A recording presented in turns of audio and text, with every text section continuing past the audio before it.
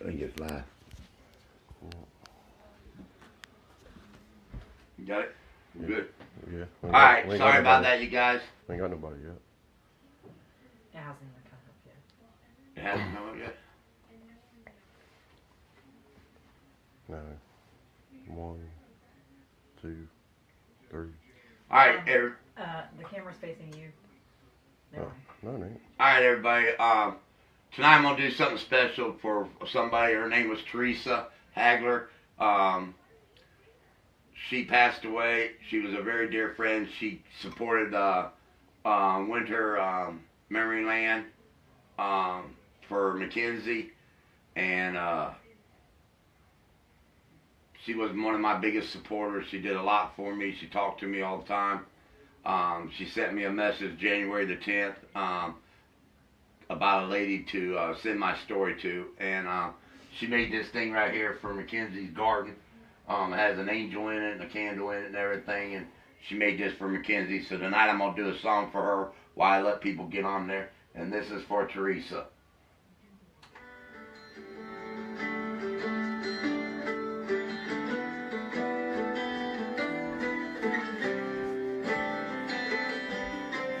I wanna be a part, I wanna be a part of somebody finding love, somebody finding love unfailing. I wanna be a part, I wanna be a part of somebody finding life, somebody finding life everlasting. I wanna play a part, I wanna play a part of somebody finding hope, somebody finding hope in God of heaven. It's my desire, Lord, you would use me, change somebody else's destiny. Mom's on there. Oh, God. I wanna be the part, I wanna be the part of somebody else's story, somebody else's story. Oh, that's who that was? That's who that was? Did you answer? I wanna be the one to shine the light of Jesus into their darkness. So lead me to that someone, I pray. She looks just like her mama. Lord, I Probably is. Oh, she threw up a bunch of hearts and then the frowning. it's somebody else's story. Somebody else's story.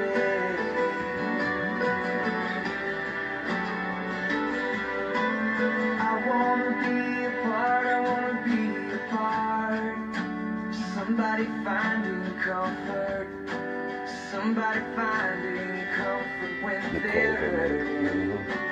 I wanna play a part, I wanna play a part of caring for the widow, sheltering the orphan.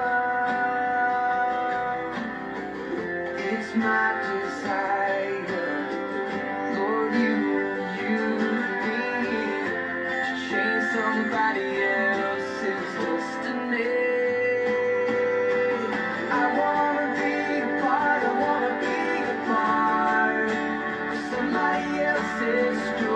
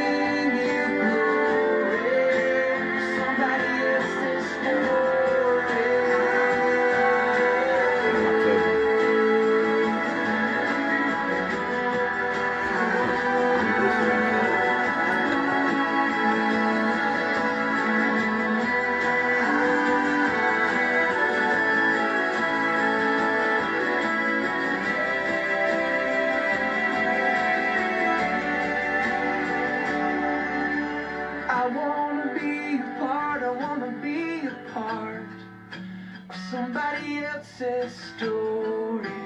Somebody else's story of redemption.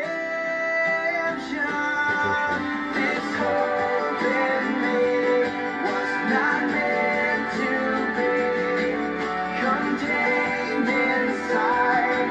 I've gotta give it away, give it away. This hope in me was not meant to be contained inside. I've gotta give it away. I wanna be a part, I wanna be a part of somebody else's story. Somebody else's story of redemption.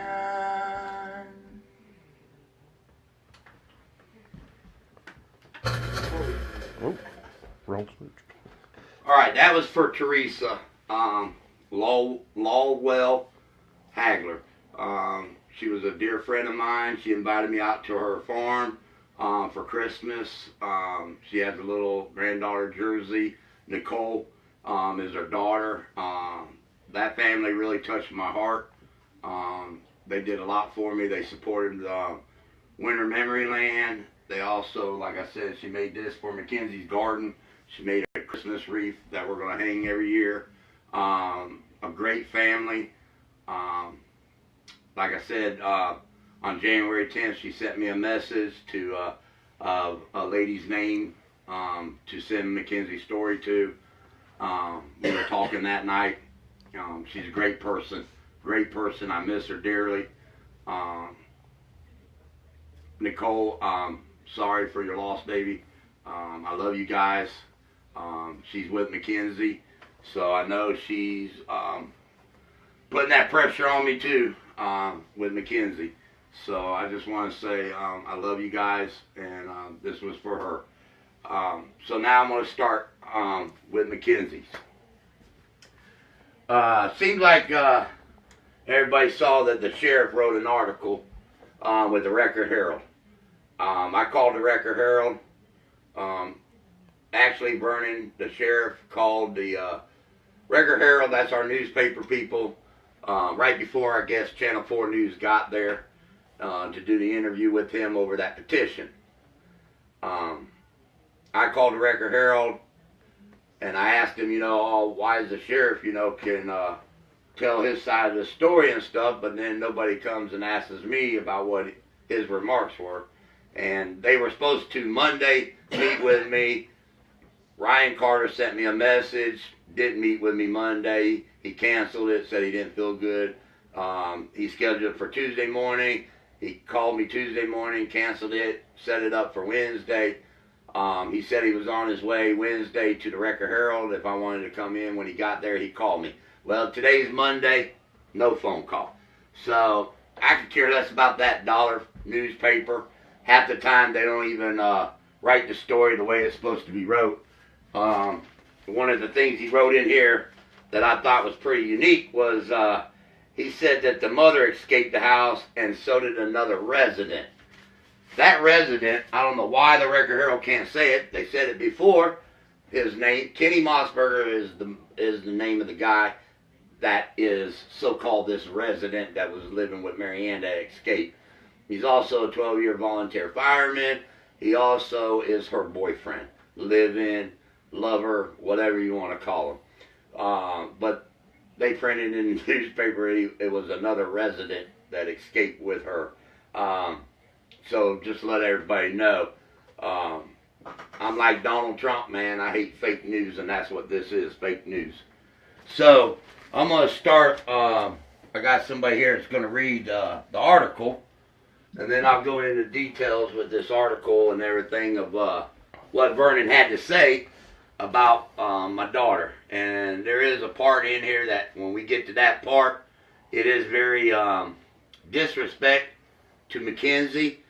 And if anybody out there that is smart enough to realize that the position of a sheriff shouldn't make this kind of a remark, and a newspaper should never print what that sheriff said about my little girl.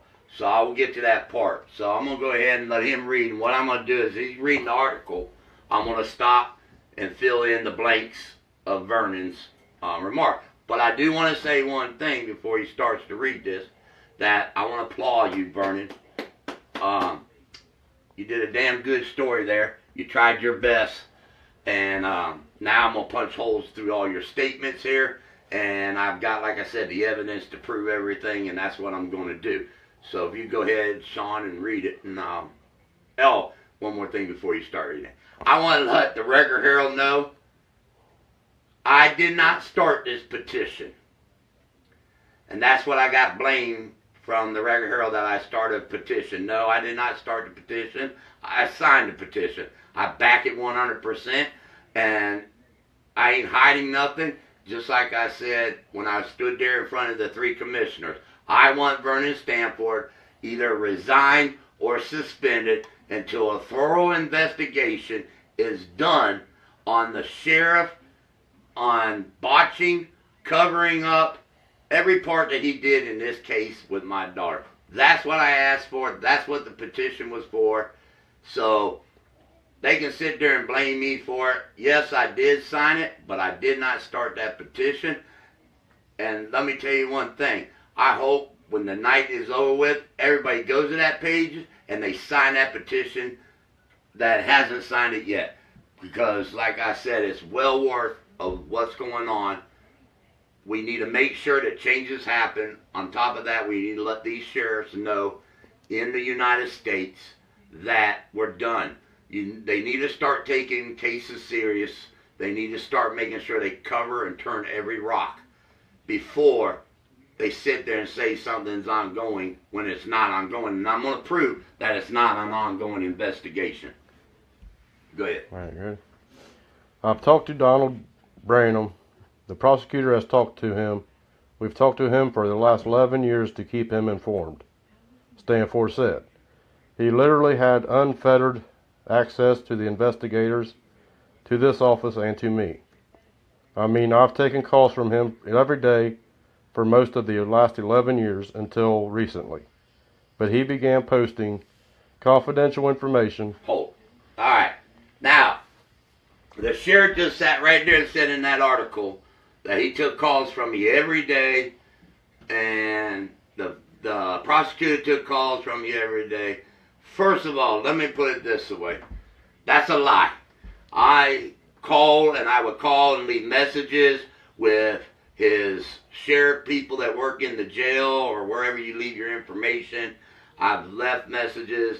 There's times he ain't got back with me, and I can tell you right now, I got on my phone a message that I sent back in December to Vernon to sit down and talk to him one-on-one, and he never answered my text message. He never even called me back when I left the message.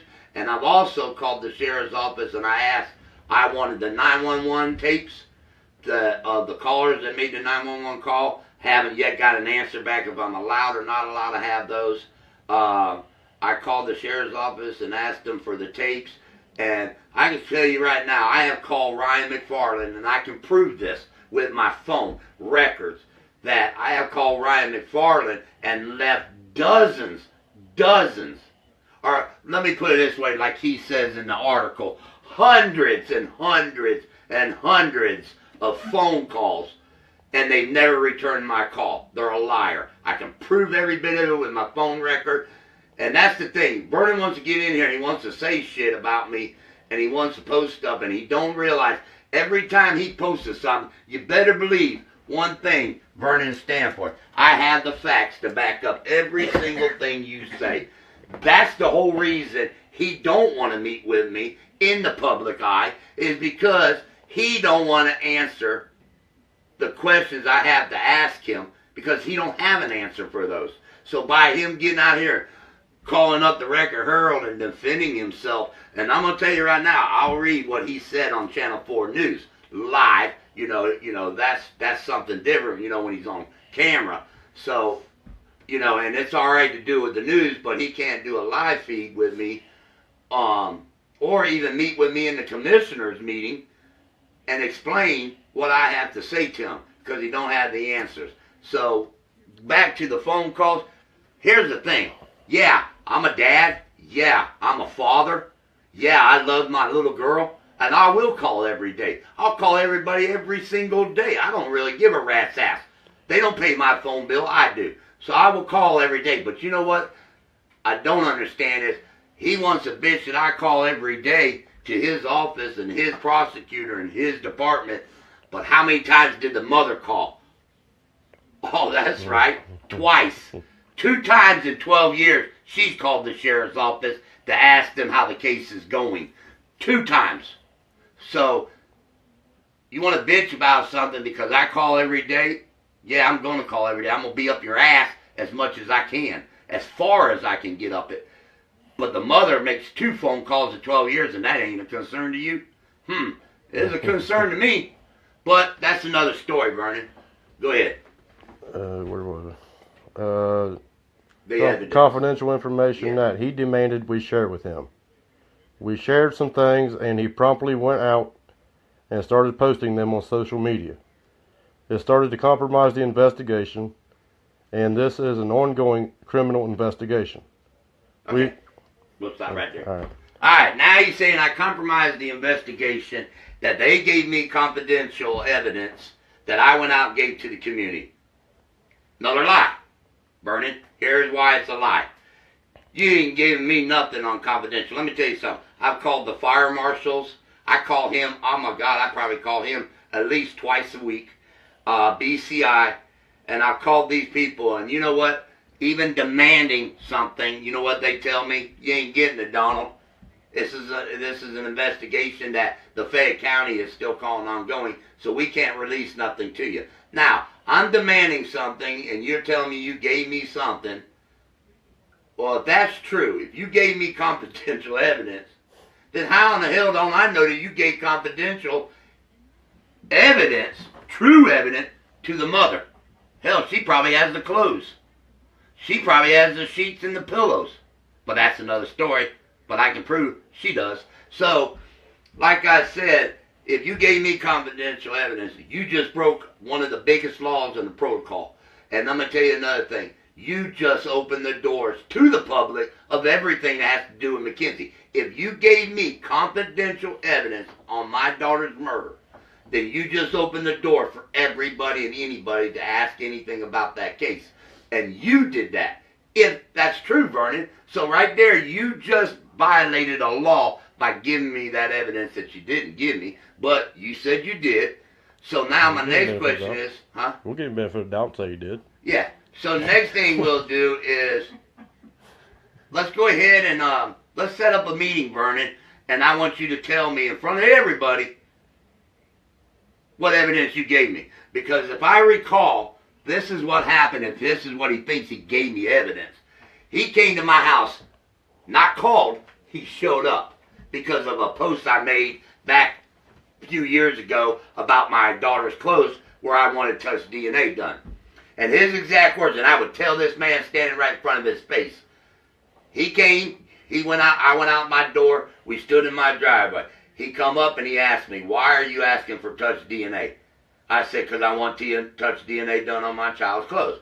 And it was right after I watched that long story about Ramsey. John Bonet. What is it? John Bonet. John Bonet Ramsey. After I watched that show, and they showed about touch DNA, and that happened before Mackenzie died. So, touch DNA was out there. So, already, that you could get from clothing. And so I asked him, and he's like, why you want it? And I said, because I want to prove that your deputy didn't go in my child's room and touch her body. And he said, what are you trying to say? My deputy killed and molested your daughter? I said, I never said that he killed her. I never said he molested her. But I believe he was in that bedroom, or he was up in her room that night before they set the fire. And he said, well, it ain't going to do no good to get touch DNA or DNA from that person. We cremated them. I said, oh, well, he has a son that works for you. Go get his DNA. And his exact words was, I ain't going to do that. I'm not going to ask that man to give me his DNA. So, then he walked down to his car, pissed off. You know, this is Vernon. And I walked down there and I said, well, what kind of DNA do you have on my kid? And he said, I'm not giving you that information. That's what he said. And I said, well, that's fine. I'll get an attorney. My attorney will bring you in the questions to you, and my attorney will tell me what kind of DNA you got. And his exact words, Vernon's exact words was, you don't need an attorney, Donald. You already know what kind of DNA we have. That's all he said. He didn't agree to it. He didn't say what kind it was. But I knew it wasn't any other kind of DNA because I already knew it was white male DNA. So I'm the one that said that my daughter was molested. So he didn't tell me it was sexual DNA. He just said that I was smart enough that I didn't need an attorney. I already knew what kind of DNA it was. So if that's the confidential evidence he gave me, and then I turned around and went out live about it, I didn't demand nothing. I didn't have an attorney to demand anything. But if that's not it, then I want to know what I told everybody. Because everything that's in this notebook, I got. I collected. I went and banged on doors. I'm the one that made phone calls. I'm the one that drove all the way to Montgomery County. I'm the one that drove all the way to Cincinnati and Columbus. I got all this. You didn't give me a damn thing. Not a damn thing did you ever give me. It's funny because I have a lot in these notebooks here you don't have. So maybe it would have been better to print in the newspaper that I withheld evidence. Not that you gave me evidence, but you didn't. You said you gave it. So now either A, you're a liar, or B, you broke one of the laws and you gave me evidence on an ongoing investigation, because that's what you said, it's ongoing. So if it's ongoing and you gave me something that has to do with my daughter's death and I just told the community about it, then you just broke a law. So technically, you should be removed as the Fayette County Sheriff. Bottom line, it ain't no different if I worked at Donato's Pizza and I got the ingredients and I went out there and gave the ingredients to some other pizza place and they went ahead and made that pizza sauce. It's no different. They would fire me immediately, terminate me, probably sue me. But that's the difference. You printed it, you said it yourself out of your own mouth, exactly like you say, you know, that there's no suspects, no person of interest, and this case will never be solved. I mean, it's repeatedly repeated. You remind me of my ex who was involved in this murder of Mackenzie. You two should have been married. You two should get married, because you both full of shit. Go ahead. Oh, if he told you he had DNA, then why ain't it in the database? Because they didn't have DNA. But he told you he did. But they told me they did. Oh, yeah, they told me there was a lot of shit up there, but there ain't. Alright. We've investigated this literally every day since it occurred. It is the priority investigation, and we treated it as such. Okay. Now, he said that they work this case every day. It is a priority investigation ongoing. If that's true, then why do I still, and I keep saying this, I've been saying this for a year now, I have 7 eyewitnesses that were up during this fire, standing in the street, taking photographs of the fire, loaning out shoes, and you haven't spoke to them yet. 12 years. 12 years you ain't spoke to them. But, go ahead. Mackenzie died in her upstairs corner bedroom during the early morning hours of April 27th, 2006, when the fire swept through the 2-story home at 7 East Walnut Street. Her mother, Mary Branham, and another resident escaped without injury. Another resident. By the time firefighters from the Jefferson Township and Washington Courthouse Fire Departments arrived and were able to search the upstairs, Mackenzie was dead. Her father, Donald, has claimed for some time that the sheriff's office botched the investigation by allowing key evidence to be destroyed. In June 2017, he told the Record-Herald that the clothing Mackenzie was wearing that night she died was destroyed August 15, 2006, at the Montgomery County Coroner's Office, at the behest of the Fayette County Coroner, Dr. Albert Gay, who is now deceased. We know there was evidence that never got to us, Danforth said Wednesday. Stop. Oh, shit. All right, good. Repeat that again. We know there was evidence that never got to us, Stanforth said Wednesday. Stop. Right there. Vernon said that he knows for a fact that evidence didn't get to us. Wow. So now my question is, what evidence? What evidence didn't get to you all? Who was in charge of that evidence, and why didn't it get to you? I don't understand that part. He right there said that he knows that evidence didn't get to him. So he's sitting there saying that, and he's telling everybody else that he has nothing to do with this. He had nothing to do with the exhuming. He had nothing to do with anything. So right there, he just said that evidence didn't get to us. What evidence? So how can this be an ongoing investigation if you didn't get evidence from the people that is it? Hold on. I know it. It's that thousands and thousands and thousands of dollars they spent on these #1 investigators that went out there and worked their asses off every day on this case, but they didn't give nothing to them. They didn't give a single thing to them. And the funny thing is, Vernon, I've got evidence, and you ain't even met with me. You keep blaming me and saying I don't want to talk to you. I've invited you to my house. I've invited you to the commissioner's office. I know where you live out there on 62. I mean, if you want me to, I can come and knock and ring your doorbell. But then again, you'd probably call the law on me, say I'm loitering or something. But you sat right there and just said another dumb remark that evidence wasn't given to you. But then you can't be talking about the clothes. Can't be talking about those clothes because you said in another article that those clothes were irrelevant to this case. So they were irrelevant, which means they have nothing to do with the case. Then that would be evidence. So now I'm trying to think what evidence.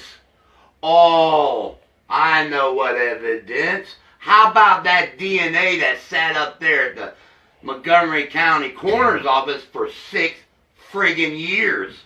Is that the evidence you're talking about that you didn't get? But I have witnesses that you were in that office in Montgomery County on other cases and never asked about Mackenzie's case. That #1 priority, that every day I'm working on case, and you're standing in Montgomery County, or your lead detective is standing in Montgomery County, and 6 years of going up there and getting other stuff for another case, you never asked about Mackenzie's. But you told everybody it's the #1 priority. You're working on this every day. Every single day. No, I'll tell you who's working on this case every single day, Vernon. Me and 1 million people in the United States. The communities. That's who's working on this case. That's who's going to put this case to where it needs to be. Because the community, they're the honest people. They're the ones. They're honest. Those witnesses, everybody, those are the ones that's going to settle and make this case become what it's going to become. Not you. Quit saying you're working on this case every day, because you ain't. And I can tell you that for a fact. How are you working? Vernon said he's working on this case every day, right? That's his work. That's what he said. Vernon said he worked. Then how in the hell was he working on it every day if he's in Nevada with his hand up in the hand and a Bible in another hand sworn in to become president of all sheriff's office? Nevada, meeting Donald Trump. I mean, so you couldn't be working on it every day. There ain't no way. You're out of town. You're out of state. Hell, I don't know how many times I've seen you in Columbus. So you ain't working on this every day. That's a lie. Go ahead. All right, here's the part. This initially was a state fire marshal's office investigation, and because it was a death, it became a coroner's office investigation.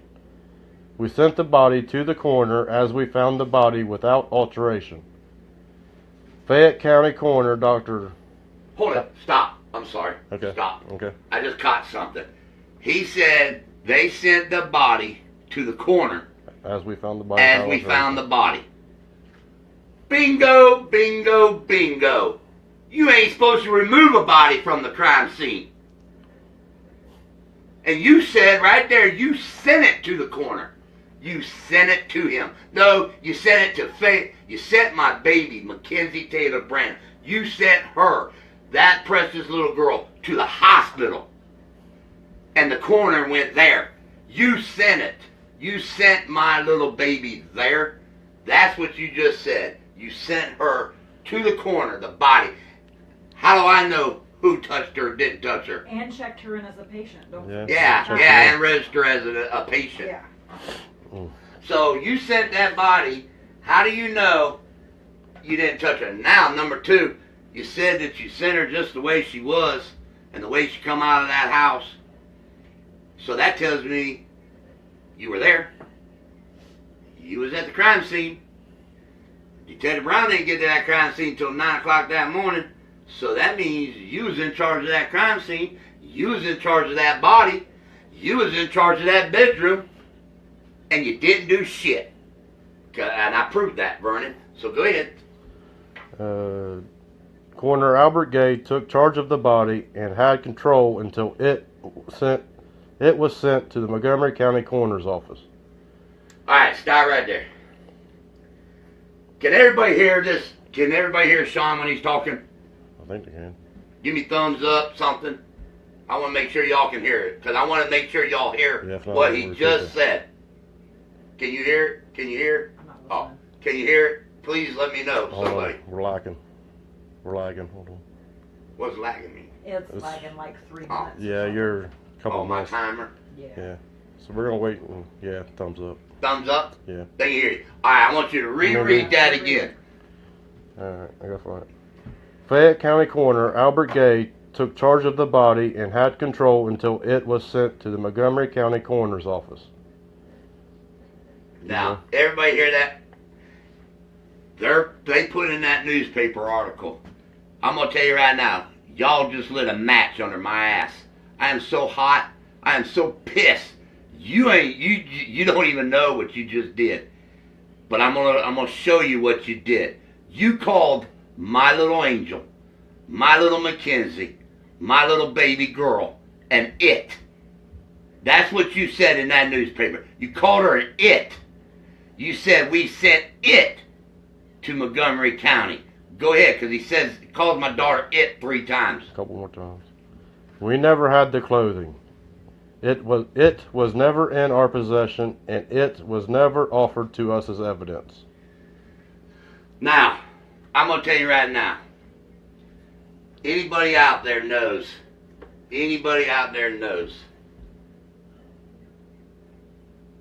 how you would feel as a mother, father, grandfather, aunt, uncle, grandmother, sister, brother, when you hear somebody call your child an it.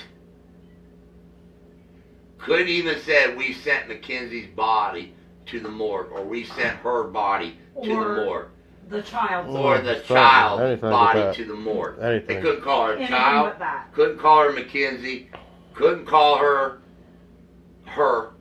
but you want to call her an it. My child is an it? Buddy, I'll tell you right now. I'm going to show you what an it is. I'm going to show you what an it is. That's a fact. If you all don't get this sheriff out of this position, out of that seat, then there ain't nothing else I can do. There's nothing else I can do. Anytime you disrespect an 8-year-old child and call it an it, and the Record Herald, I wouldn't spend another dollar for the Record. I don't give a damn if we won the World Series. I wouldn't buy that damn newspaper. You don't call my child an it. I'll never ever waste another dollar on a newspaper. Guarantee you that. I'll never spend another dollar on that newspaper. The person Just that wrote because. that, the person that wrote that could have changed the wording. Yep, Ryan Carter. Same person we're Go waiting to ahead. hear from. The Montgomery County Coroner and the Fayette County Coroner decided that the clothing had no evidentiary value after they looked at it and examined it. Stop. Now, right there, he can't even remember what he says. What is that? Two paragraphs over? He said that they didn't give him evidence. Yep. So, like I said, we're not talking about the clothing. He's not talking about that evidence that wasn't given to him. So, because he just sat right there again and said the clothes were irrelevant to the case. If there was anything on there when they checked it, blah, blah, blah. But here's the thing. How can Vernon Stanford, who has probably no degree in forensic at all, how can that man sit there and say something when DNA exceeds every year, gets better and better and better and better every year? Just, you got to think back in that when that little girl was murdered, you know, they never even heard of touch DNA, and all of a sudden, you know, somebody in forensics said, hey, we can do this touch DNA now on clothing. And now that, you know, exceeded. So how do you know those clothes have nothing to do with this case? There ain't no evidence whatsoever on it. Because 10 years from now, they might be able to do something with clothing that shocks the world, but my daughter will never know because y'all don't have the clothing. I've never ever in my life seen where a coroner to a coroner and the lead detectives, nobody asks us about the clothes. How in the world you don't hold on to those clothes? I don't understand that part. But I caught another thing in this article too. It says that Vernon said they left the body just as is. And then my daughter was sent just like she was found in the fire. If that's true, then how in the world did Dr. Gay examine my daughter? Because to examine my daughter, he had to touch the body. He had to roll her over because he said he checked her buttocks.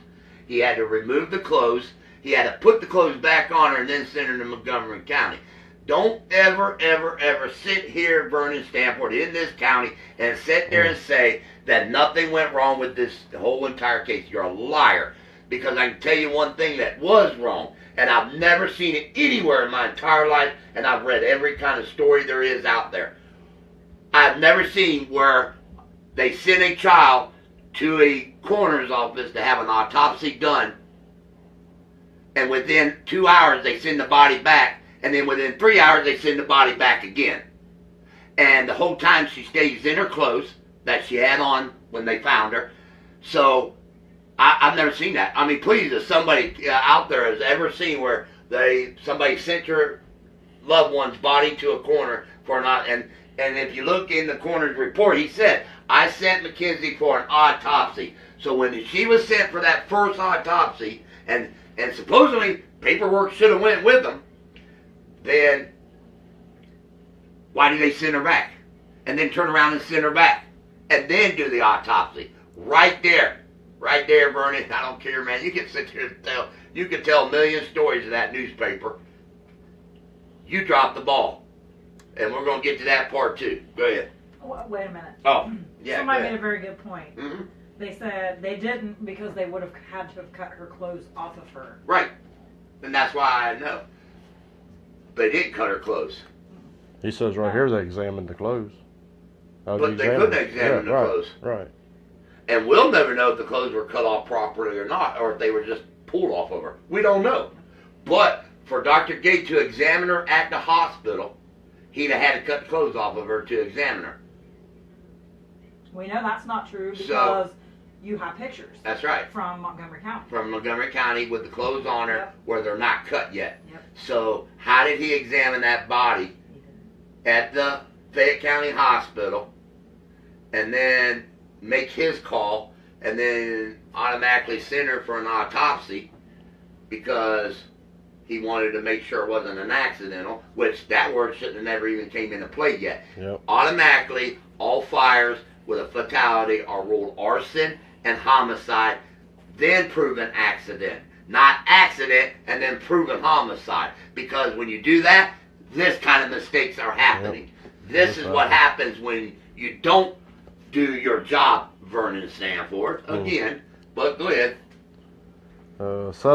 Subsequently, they apparently had it destroyed. He likes that word, it. We never had the opportunity to have that evidence. It ain't evidence. You had it at the hospital. How can he keep calling it evidence, those clothing evidence, if he already stated that they were irrelevant? You can't have it both ways, Vernon. Yeah. You can't say they're irrelevant, they had nothing to do with this case, and then turn around and say they're evidence, and we wish we'd have had them. You can't. I don't understand this. You're not making no sense here. And you're my sheriff. You're my sheriff of my community, and you're sitting there saying, hey, that marijuana right there is green. And because it's green, it's no good. Oh, wait a minute. We should have looked at that marijuana because it's blue. I mean, green or blue, which one is? It's the same thing here. I'm sitting there saying that these clothes have no irrelevance to the case. Montgomery County searched up. But here's the catch. Here's the catch of it all. He's a liar. Because I'm going to tell you why he's a liar. I got everything from Montgomery County except for one thing. And they already offered that to me. And that was the actual where they cut my little girl open and did everything. I didn't want those photos. But I asked for every photo that had to do with the clothes. So, you're supposed to take photographs of the clothes, inside and out. Yep. There is none. So, you didn't search the clothes. If you'd have searched clothes, there'd be photographs of those clothes. Yep. Where's the photographs of those clothes? But then again, Vernon says they're irrelevant. Then he says he wished he had them. They were evidence. I mean, that's what I'm saying. I'm lost here. I'm confused. I'm confused, Vernon. And if I'm confused and this community's confused, hell, your detectives are confused. That's working on this case because they don't know whether you want this to be evidence or not evidence. I don't know. Go ahead. In June 2017, Mackenzie's body was exhumed for more testing. What was it? And the exhuming? What date? June 2017. Oh, they didn't remember the date, June 20th? Apparently not. Apparently not. Mackenzie's body was exhumed for more testing. At the time, Donald Branham said, "There's more that they can find today with DNA testing than they could 10 years ago." So they exhumed her body for more DNA testing. Hopefully there is something there that will help with the case.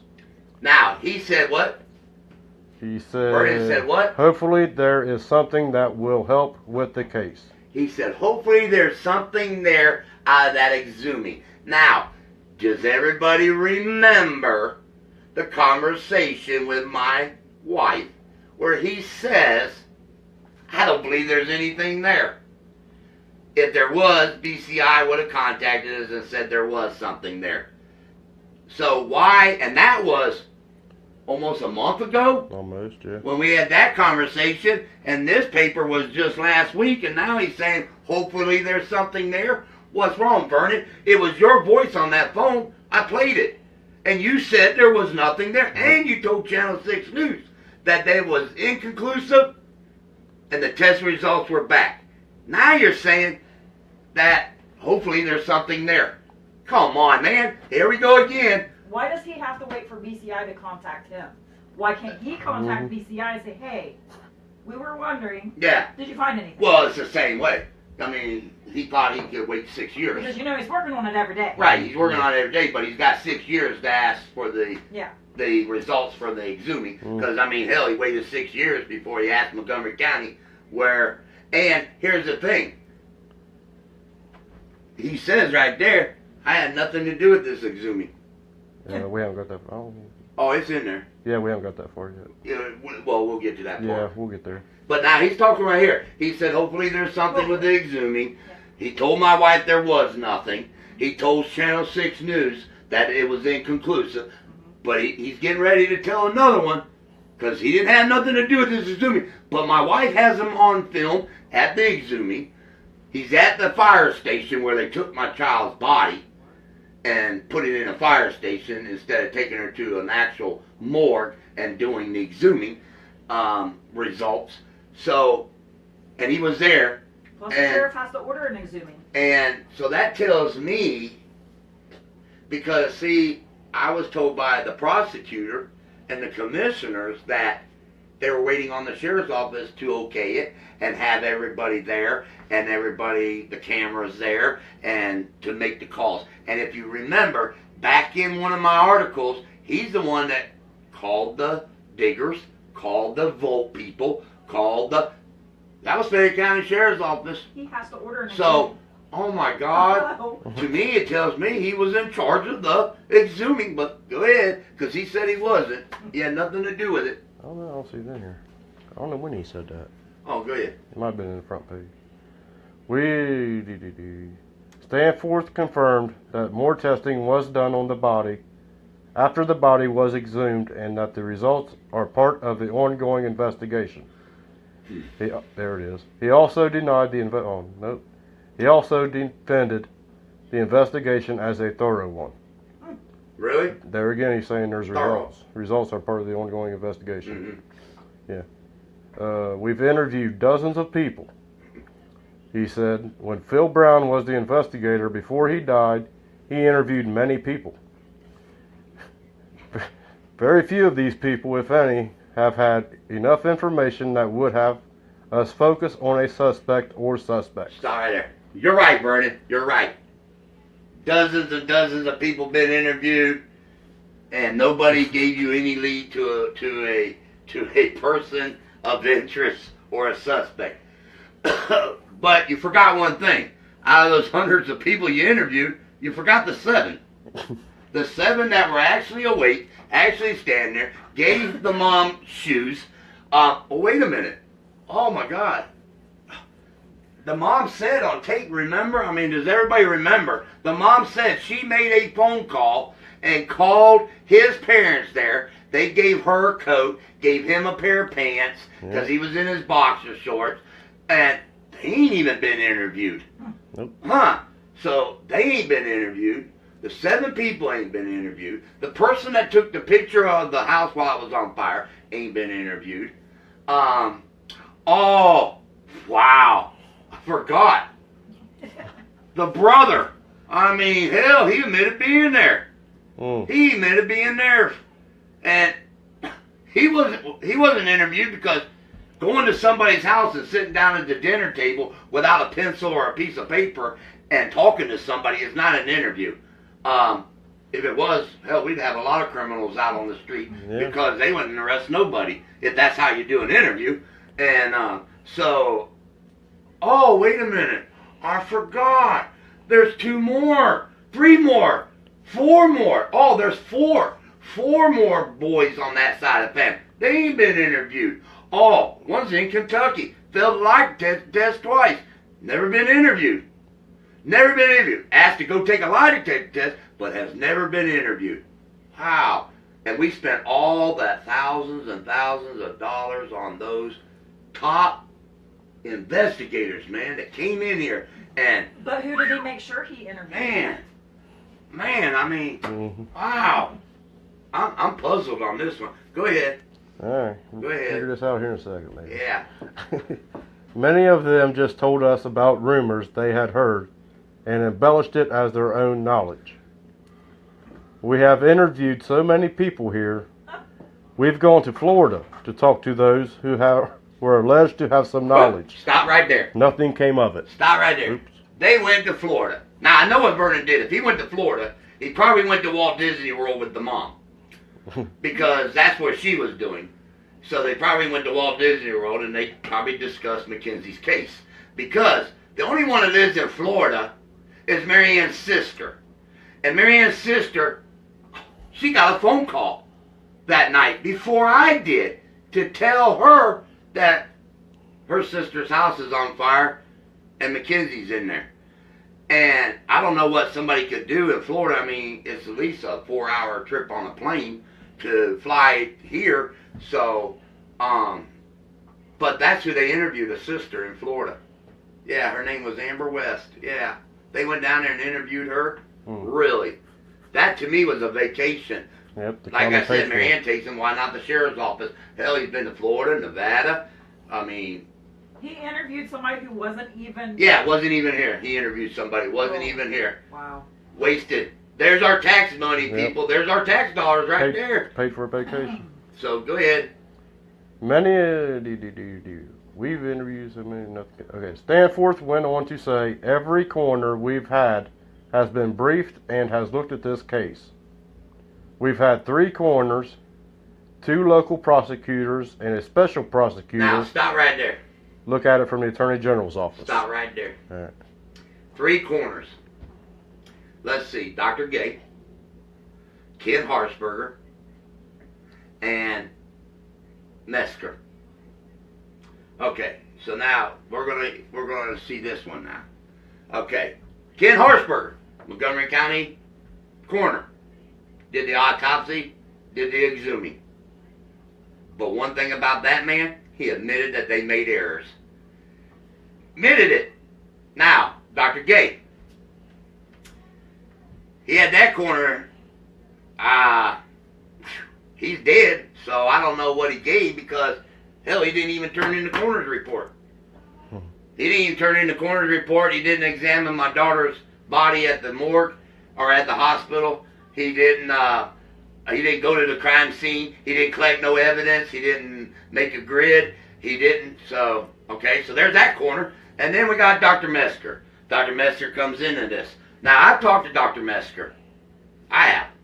And Dr. Mesker made 2 statements to me. One, he said that he went to get Mackenzie's files that was at Dr. Gay's house. Should have been at Dr. Gay's house. If you don't have an office in that county, automatically everything is filed through the common pleas court.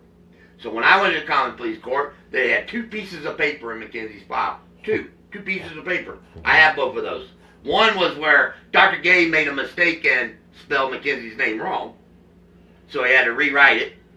And the other one was the rewriting of the coroner's report, which was only 1 page, and pretty much he said what Montgomery County said, but he never mentioned the coroner's report that he had. So Dr. Mesker, even he said, I went to the house to get your daughter's folders. When they were given to me, I asked Dr. Gay's wife, are you sure this man doesn't have Mackenzie's files somewhere else? In a desk, in a computer desk, in a computer, or anything? Because he said Dr. Gay's handwritten notes, which is what I retrieved and recovered, were missing. So, now, that's the 3 professional coroners they had. One admitted there was an error, one didn't do his job, and one believes that something was wrong.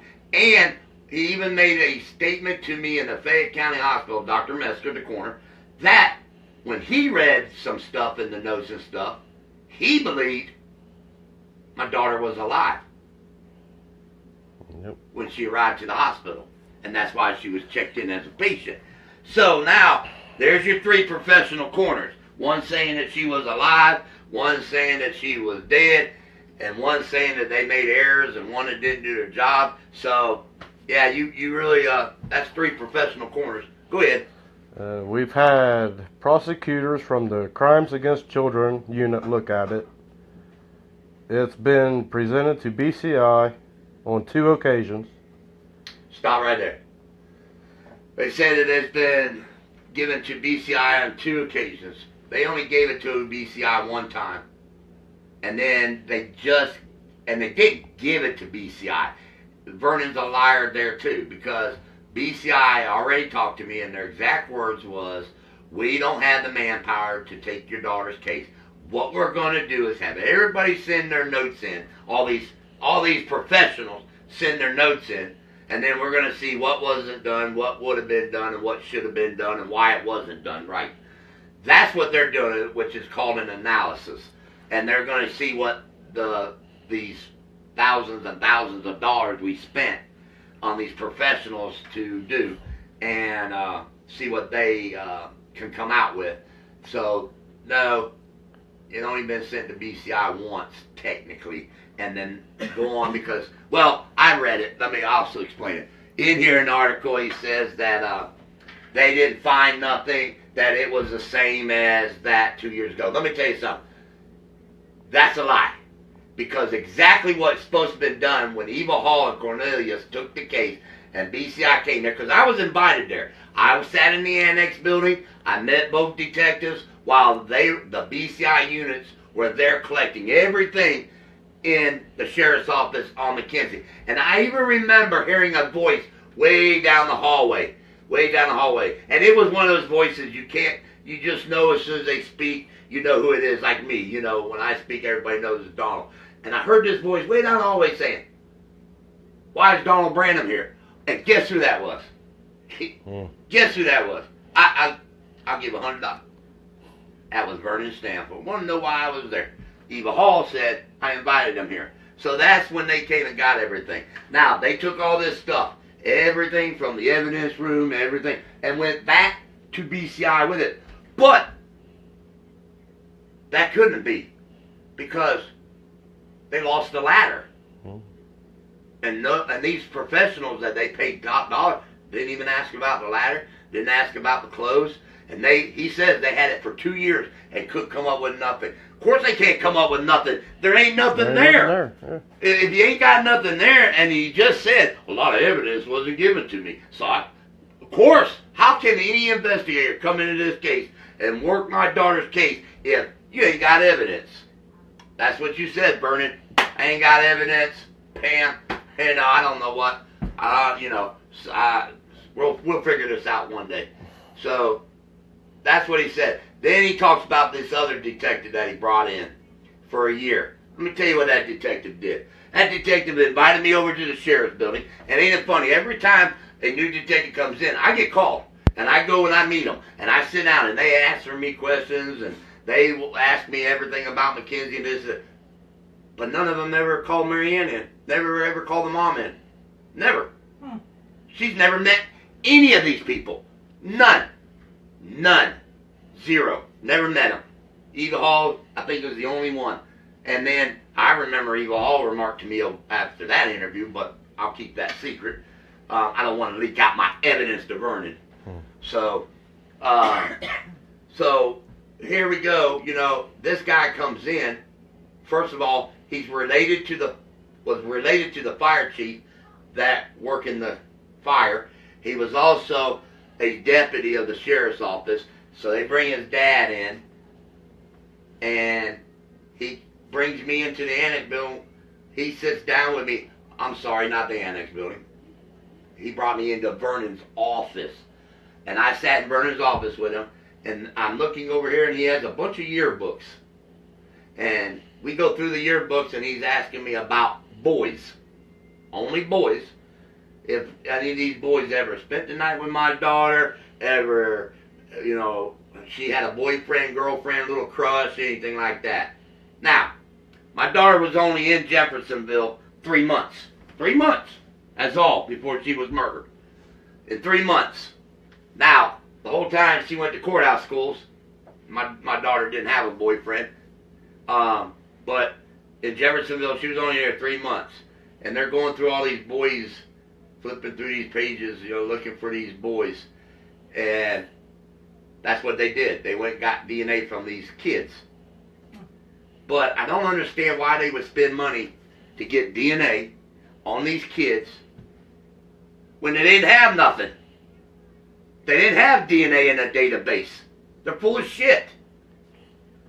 Everybody heard Ken Harshberger, Montgomery County Coroner, say it. He said there was no database. Nothing was put in there. No profile put together.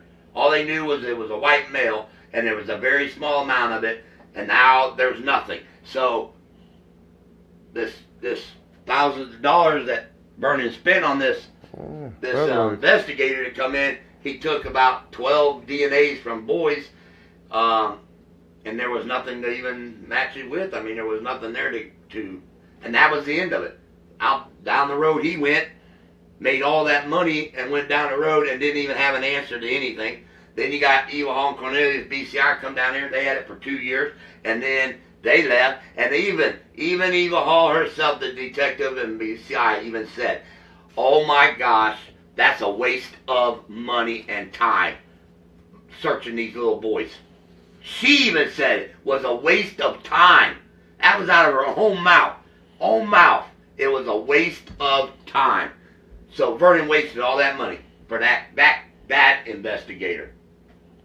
So there goes that investigator. So is there any more people on there? I think that was all of them on there. The one that died. Oh yeah, the one that died. He said the BCI investigator died. Well, if he's talking about Eva Hall, because that's the only investigator I can think of that was on my daughter's case, she's still alive. She didn't die. She retired. And retirement and death are two different things. One, you get paid. The other one, you get buried. So he said she was dead, and I don't believe she's dead because I looked it up. And then when I talked to BCI, the gentleman I talked to at BCI said he don't remember anybody dying there at BCI. So there's another Vernon, he's. I got it. Why didn't I think about that? He always blames the dead. Yeah. Yeah. Oh, I mean, yeah. Dr. Gay's dead, Yeah. it's his fault. Investigator Philip died. Brown's dead, it was his fault. He blames the dead, so now he's blaming BCI and he's saying somebody died that I don't know that died because from as far as I know, she's still alive. I don't know. Trying to figure this one out. I tell you what, he's a hell of a sheriff. He's a hell of a sheriff. Uh-huh. He's a hell of a sheriff. And I think that's all. He's got great compassion. Stanford, he has great compassion for Donald Branham and his family. Yeah, he has great compassion for me. He ain't got shit for me. No one can He imagine ain't got shit for exactly me. what. Because let me tell you something. You don't give compassion. You don't say that you feel what I feel. You don't say you understand what I understand. Because of one reason. If you did, you wouldn't call my kid an it. Or that child. You wouldn't call my child an it. So you ain't got no compassion for me. Hell, you ain't got no respect for that little baby 8 years old in that grave. You called her an it. That's your words. You spoke it. I want everybody to see it so that they know what we were reading tonight. I want to make sure everybody understands this. So they don't think it's, you always got people, that always believe something's bogus. Like the 3 yahoos, that got on that page. And I got remarks for one of them. But there it is. You guys can see it is, the Record Herald. It's newspaper. There's my little girl. There's that baby right there, Mackenzie. That Vernon refers as an it. That's an it. That's what he says. That little baby right there was an it. Now, I noticed somebody posted my petition and stuff, and somebody, Jack Potter and Jim Sears and what's that other guy's name? He's up in Woolver, Ohio, whatever. Jack McGurgan or something like that. Yeah. You know what? All 3 of them kiss my ass. Kiss it. Kiss my ass. Kiss it. Because let me tell you something. Don't ever get on a Facebook page and sit there and make the remarks that, did I take care of my daughter? Did I care about my daughter? Did I do this for my daughter? Because let me tell you something, you son of a bitches. I live at 765 Petticourt. I've never changed my address. You got something smart ass like that to say, come to my house and tell me straight to my face. Before you down my little girl or you down me on what I'm doing, because let me tell you something, there's only one piece of shit in this world, and that's Mary Ann. That's the bitch that has not yet, ever, gone to that sheriff's office and asked how this investigation's going. Don't ever sit there and ask me, what have I done for my little girl? Because let me tell you something. You think I'm afraid to go to Jeffersonville? I'm not. You think I'm afraid to go to Woolver or whatever, Ohio? I'm not. And Jack Potter, I already know who the fuck you are. You're Jamie Potter. You're another little dumbass. You only live right down the road. Bring your ass down here to 765 Petticourt. I'm more than welcome to visit anybody out in my driveway, anytime, anywhere.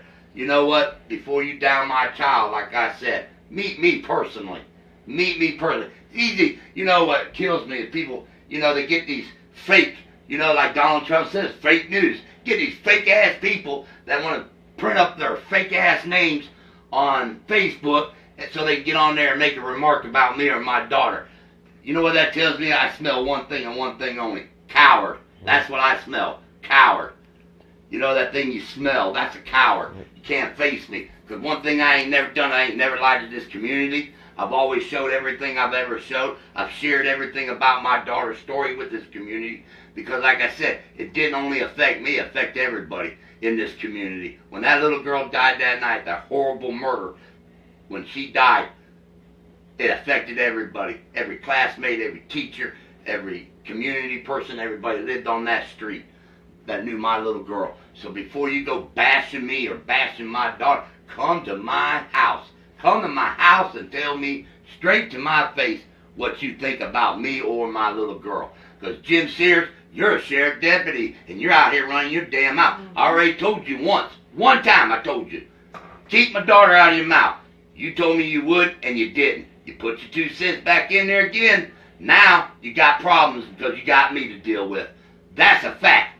You can call the sheriff and have them surround your house again and make sure I ain't going to come there and do something because you want to run your mouth because you can't face me face to face. I can't stand, that's one thing I can't stand, is a boy, because that's what they are, boys. When you got to run your mouth behind my back, you can't face me.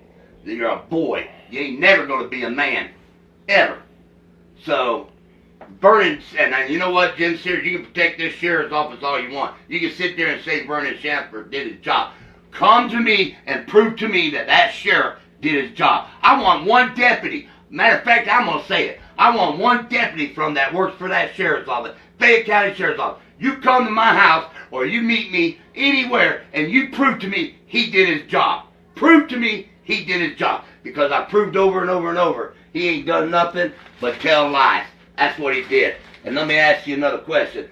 Jim Sears, since you are a detective, an investigator, whatever you want to be, you've done all these years with the sheriff's office. It's awful funny, a lot of y'all have done a lot of years with the sheriff's office, and the only thing you can solve is a friggin' who's smoking a joint out on their front porch.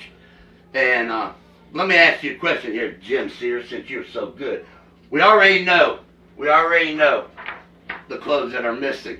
I got photographs now of the clothes that they destroyed. And I can tell you another protocol. Before you destroy the clothes, I should have been notified and asked if I wanted the clothes. That didn't happen, but here's that. But let me tell you something. You detectives out there that think you're so smart and so intelligent and you know Vernon's doing his job. I asked myself, I said, you know, I wonder if they got the clothes that my daughter had on the night before she went to bed. So, because those clothes are relevant too. Relevant. Not irrelevant, but they are relevant to the case because it states that you should collect the clothes to make sure that the child was dressed properly that day for the weather.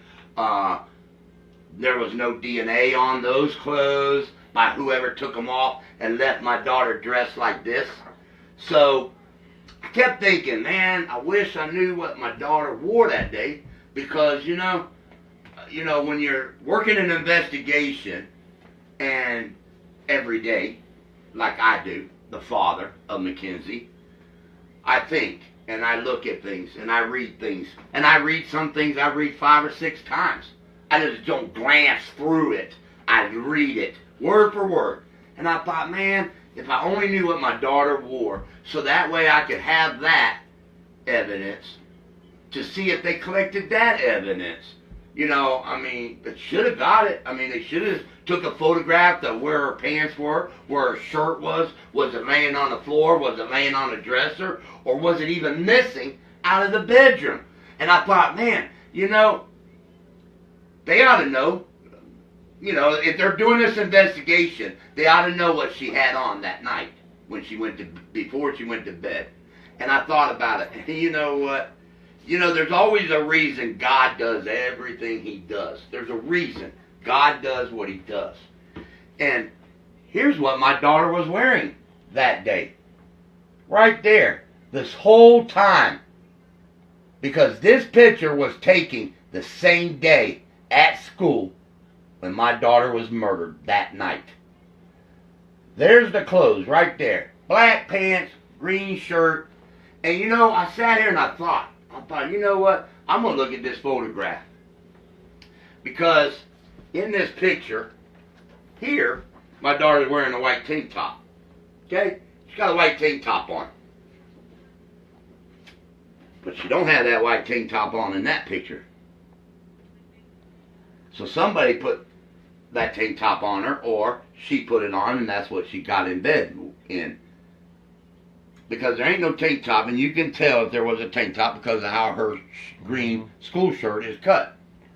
So now I have not only the clothes they destroyed, Fayette County destroyed, but I also have the clothes that she had on that day when she went to school. So my question is, Vernon, if this is a #1 priority, and you work this every day, and that's what he said. I gotta go back to what he said. Yep. I got everything I needed. The detectives got everything we needed out of that house before we tore it down. There was nothing we needed out of there. Where's the clothes, Vernon? Where's these clothes at? Show me these clothes in a evidence bag. Show me them. I want to see these clothes right here. Because let me tell you something. Can't get out of this one, Vernon. Guess why? I'm a smart man. I'm a smart father. These didn't leave Fayette County. These didn't get turned over to the coroner. These were right here in Fayette County. These clothes were right here in Fayette County. So nobody had in charge of these. Nobody could make that call. Here's the clothes, Vernon, right here. Where's these clothes at? And another thing, the pillowcases, they were right here in Fayette County. Yep. The sheets, they were right here in Fayette County. Her bed, right here in Fayette County. None of that went to Montgomery County. So, where's that at, Vernon? If you're a detective and you did your job and you took everything you needed out of that house and you were done, then where are those objects at? Where are they? Where's that evidence at? Where's the photographs? Where's the phone records? Where's the statements from the 8 witnesses? Where are those statements at? I can go on and on and on. But then you got people like Jim Sears that wants to run his mouth and say that Vernon did his job and he was this and he was... Bullshit, man. He didn't do his job, and if you can prove to me, I'll shut up. All somebody has to do is come to my house and prove to me where this stuff is at. Show it to me. Whatever. We'll go live and apologize. Wouldn't everything in her bedroom have been evidence? Yes. Even if they walked in that room after they removed the body, you'll always go back to where the body was found last dead.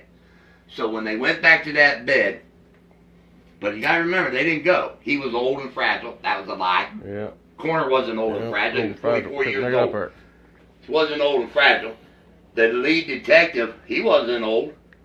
Detective Brown wasn't old. And courthouse rental, I think, if I'm right, courthouse rental, they will rent a cherry picker that will lift a person up to a window. Yep. And I think it's $75 a day, maybe $75 to rent it. They would have donated it. So, so they had no excuses whatsoever. But okay, so her bedroom was so bad that they couldn't go in and get evidence, but somebody could go up and get stuff out of the house, right? Right. Yeah, he got Care Bears. I was just making sure I was clear on that. Yeah. He was... Somebody else could go up there. Well, right. It wasn't safe for anybody to go up there. Exactly. That was a detective working on the case. They weren't allowed. Unsafe. Yeah. But a sheriff deputy allowed a person who failed a lie detector test twice on this case, go up in that room while he's standing there in the yard and watch him go up in that room and pack up a bunch of stuff out of my daughter's room and bring it down and give it. Right. Evidence. Well, it's not evidence no more because once he entered the room it became contaminated. That, and Vernon knows this. Vernon knows this. Don't tell me a sheriff don't know this. They know it. And I'll tell you another thing. I asked to walk through that house. I asked to go upstairs in my daughter's room to let me see it from my own eyes. And I was told yes. But then 2 days before I was able to walk through that house, bam, the house was gone, tore down. Oh, we're sorry, we forgot. We didn't know you wanted to go through there. We forgot. Oops. So, bottom line is, I have evidence. I have evidence of what my daughter was wearing that day. I have evidence of what she died in that night. Now, I guarantee it, we already know they don't have these clothes. They admitted they're destroyed. They're gone. They want to blame the coroner. But this evidence was right here in Fayette County. This evidence belonged to the Fayette County Sheriff's Office. Where is this evidence? Yep. Where is this evidence? Because now you can't say, well, we don't know there was anything on them's clothes. We don't know there was any hair or any DNA or any blood. I mean, Kenny cut his hand. We don't know if he cut his hand on the window, that he didn't break out and jump out. I mean, I'll prove that. The man didn't go through the window. So he cut himself somewhere, but where? I mean, how do I know that blood from his hand ain't on these clothes? Or how do I know the mother didn't pick these clothes up when she went up that bedroom that night and carried these clothes out and threw them into the fire and let them burn? Or gave them to Jamie Potter and Jamie Potter left with everything? Yep. How do I know? Because the only way I would be able to know is if a detective or the coroner would have went in that room like they were supposed to, took photographs, their own photographs, and showed that these clothes were laying on the floor or on the dresser or in a clothes basket. Because my daughter's room didn't burn up.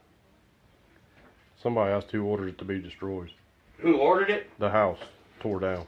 Okay. There's two stories of this, and I'm going to believe the one story. The one story I'm going to believe is Vernon Stanford.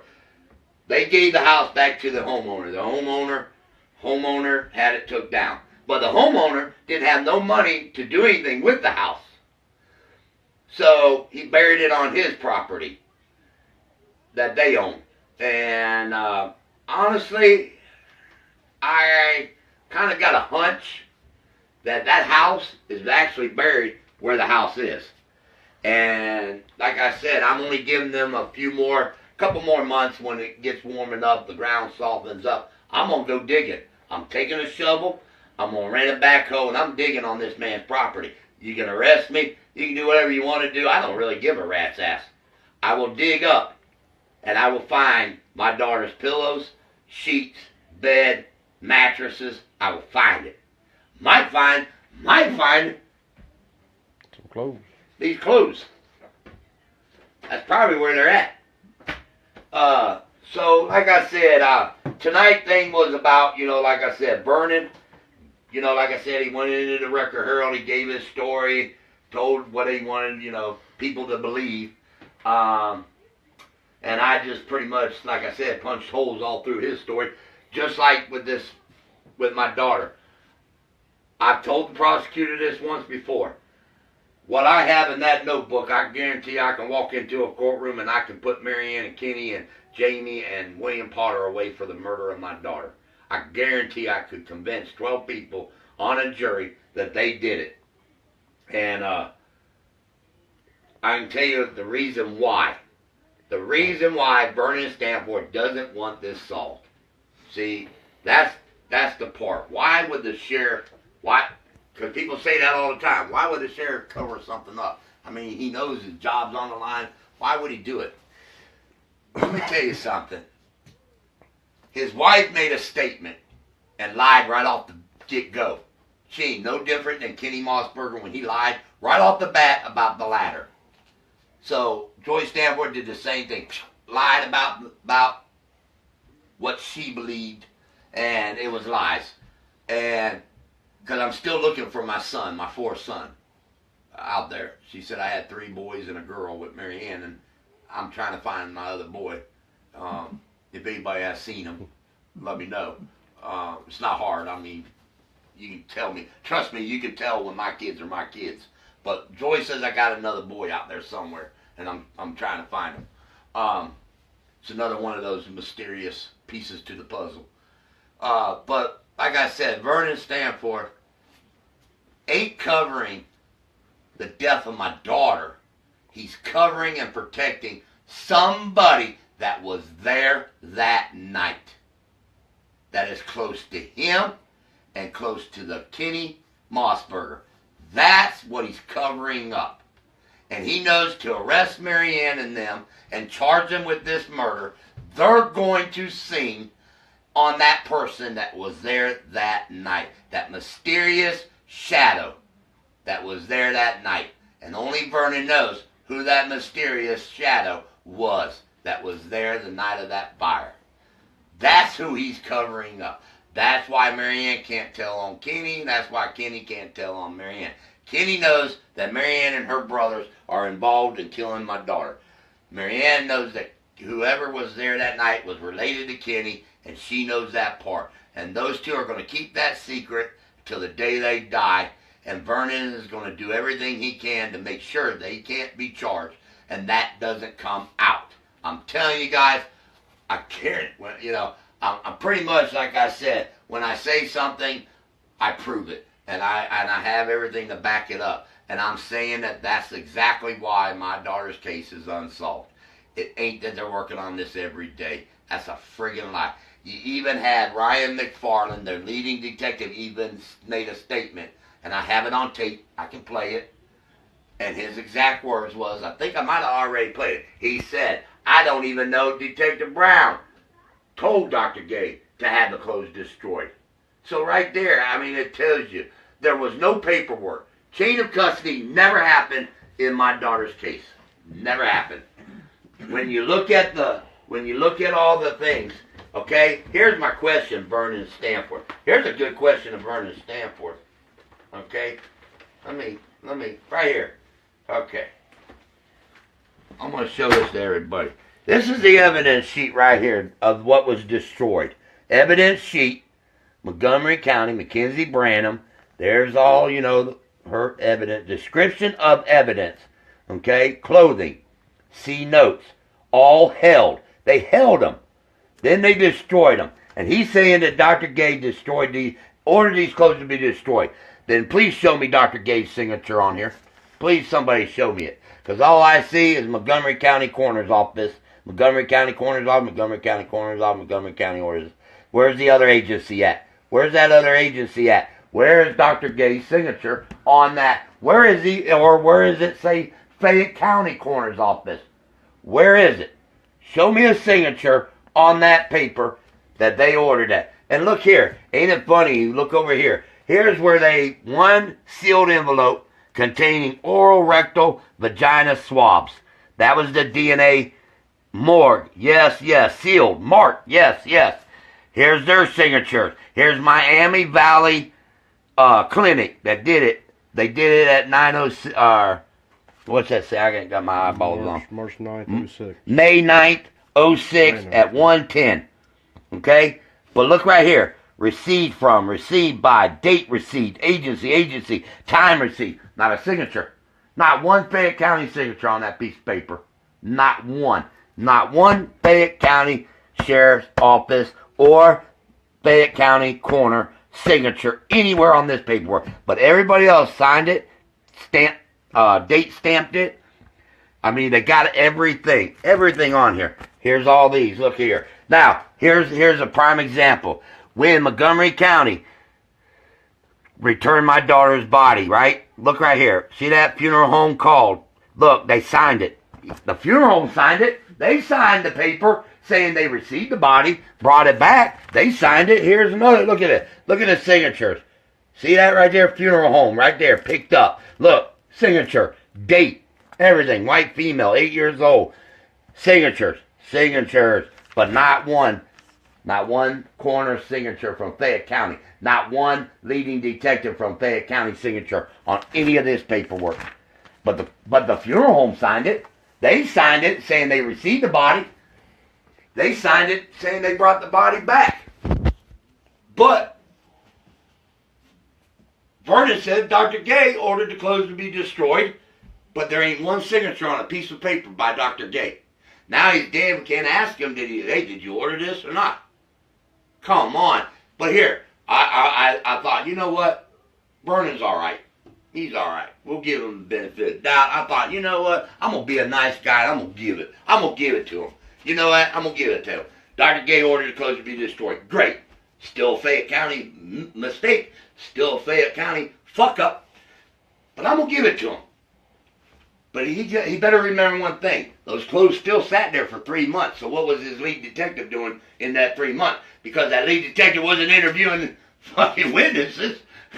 You know, he wasn't at the crime scene grinning anything off or taking photographs. So what did that lead detective do in that 3 months that those clothes were sitting in Montgomery County Coroner's office?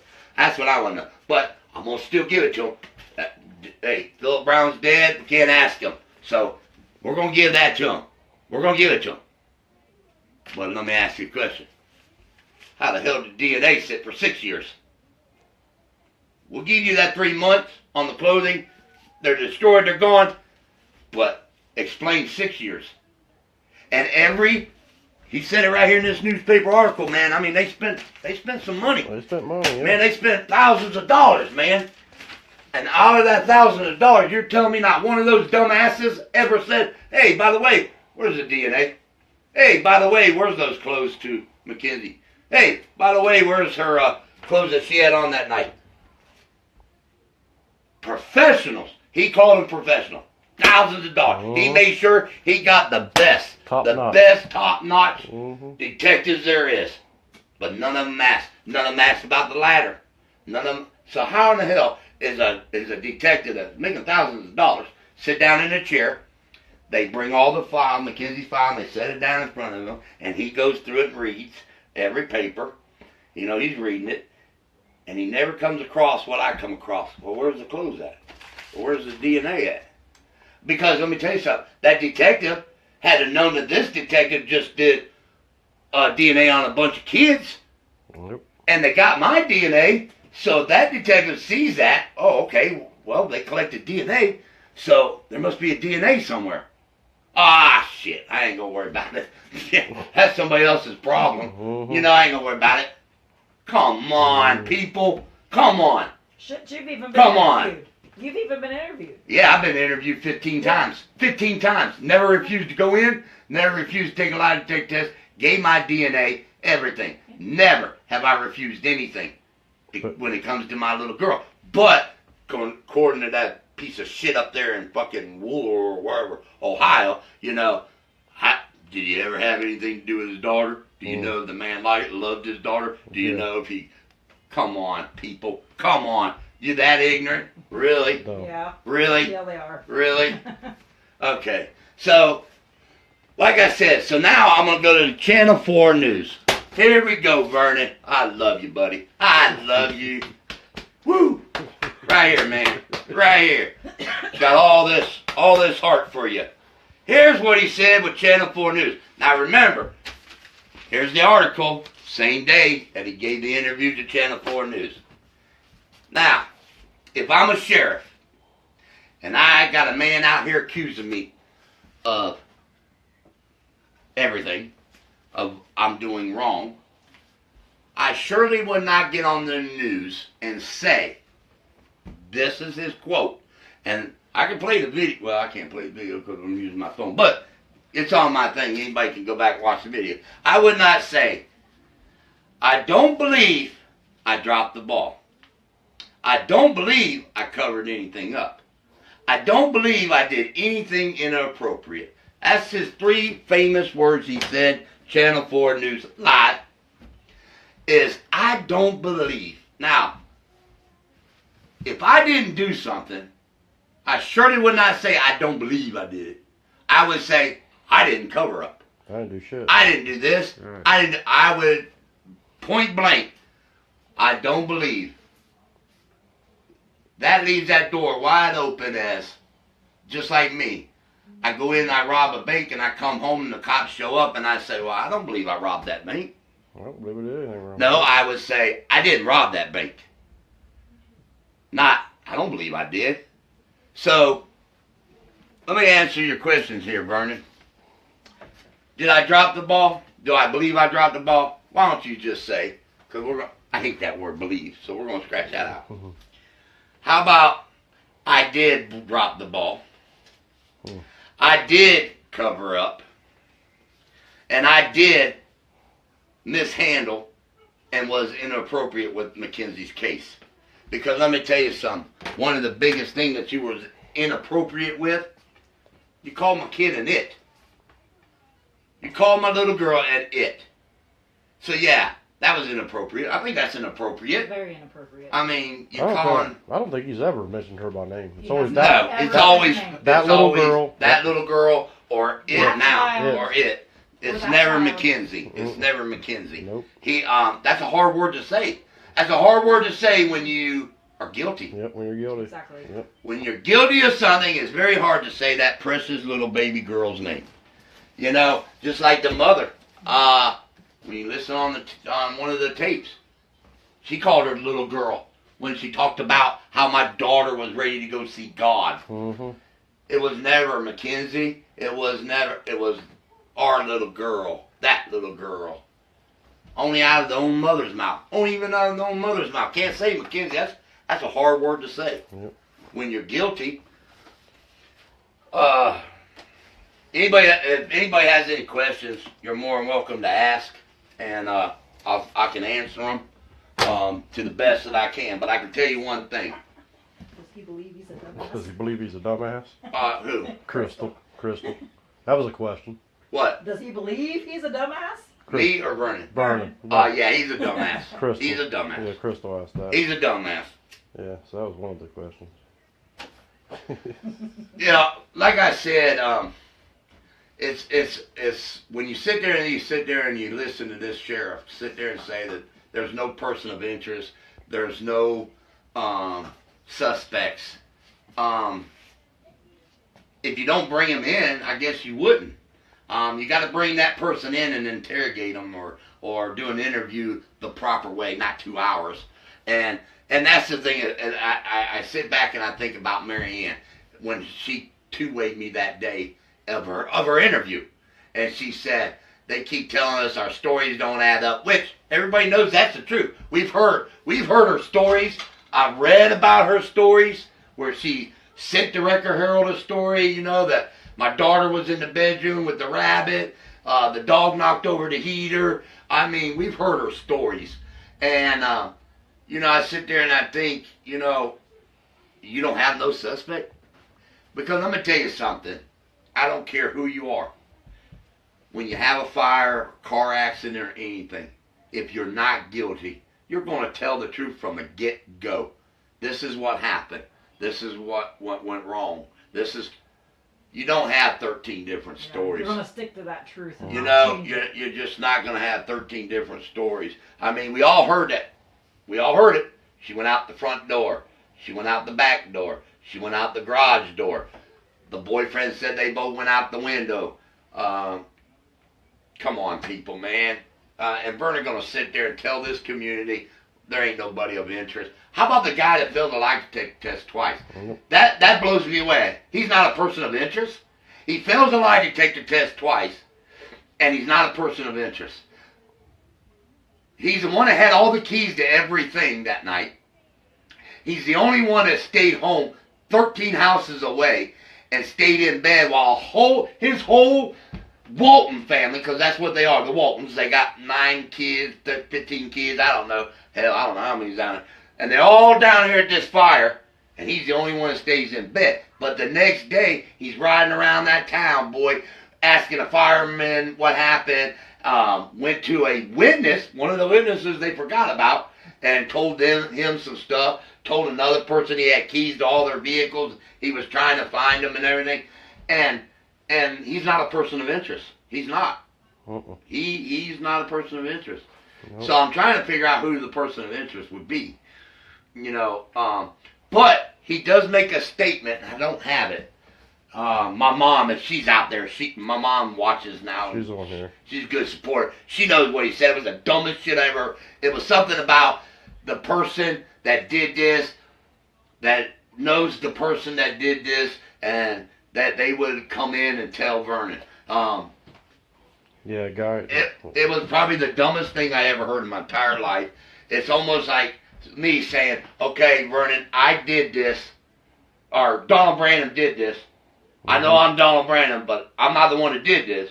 Donald Branham did this. Yeah. Come on, man. Really? You know, sometimes I wonder, you know, I don't have an education. I didn't graduate from school, high school or anything. But you know what? I can tell you one thing. I'm a lot smarter than these officials up here in this town. Because the reason why is they've done so much shit wrong and they've got away with it that they have no actual knowledge of, you know, there's book smart and there's street smart. Street smart, yep. You know, and I believe in that. And just like our children's services, you know, when they come to my house and they tell me, hey, this is how you're going to raise your kid. And I look at them and say, do you have any kids? And they're like, no. Well, how the hell can you tell me how to raise my kids if you ain't got no kids of your own? I don't understand that part. You're telling me a book told you how to raise kids? Because if that's true, you're going to fail in life. Because every child is different. Every child has their own unique way of how they live their life. Every child is punished differently. Every child, you know, so if you're going to sit there and work for an agency and you don't even have kids, and then you're going to go to a family and tell them how to raise their kids, I don't know. But here's what I can tell you. I want everybody, please, sign that petition, man. He doesn't need to be where he is. A true, honest sheriff, like I said, would call me up and say, Donald, meet me at our office. We want to sit down with you. Let us see what you got. Let us see what kind of direction you're going. Let me see who you're looking at as this person of interest. Not avoid me. And then sneak off and get the Record Herald to give a story. And then don't even tell the truth in the whole story. Wasted that whole page of that newspaper that everybody out here paid $1 for. That made the Record Herald, you know, some money. That's what this is about, money. Because everybody went out there and popped that newspaper up to see what Vernon had to say. And he lied. Lied to the whole community. And me, I'll never buy another Record Herald newspaper. They'll never interview me again. They'll never have nothing to do with my daughter's case ever again. Unless they talk to Vernon and that people, that's the only way they're going to get anything. As far as I'm concerned, as far as what I'm going to give them, nothing. They'll never ever print my daughter ever again in their newspaper out of my mouth. Because for them to sit there and take a statement, you know, when they came to my house and they did the story when I first found the coroner's report that was lost and I found this other stuff, they surely ran to his office and said, hey, Vernon Donald's over here, you know, and this is what he told us. And let him speak and let him say what, you know, what he wanted. And here we always get the worst thing that man could ever say about me. Quit calling me a disgruntled father. Because I'm not disgruntled. Just say he's pissed. And I understand why he's pissed. Because that's the truth. I'm pissed. And now I'm even more pissed that you called my kid an it. So, you lit that fire again. Record Herald helped you light that fire again. And I'm coming stronger than hell again. I'm coming. I'm going to make mountains move. And it's going to get done. And I'm going to tell you all right now. I have stuff that I have not yet shown. I have stuff that I have not yet given out.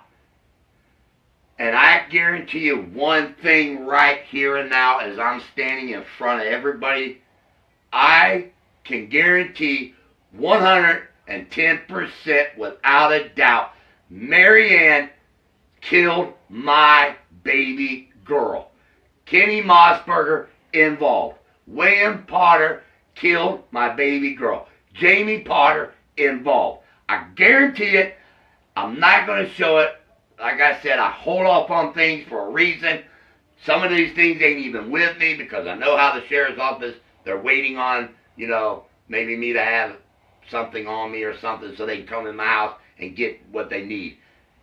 Like I said, I've got friends out there. They've already scanned everything. They're on CDs. I got CDs everywhere.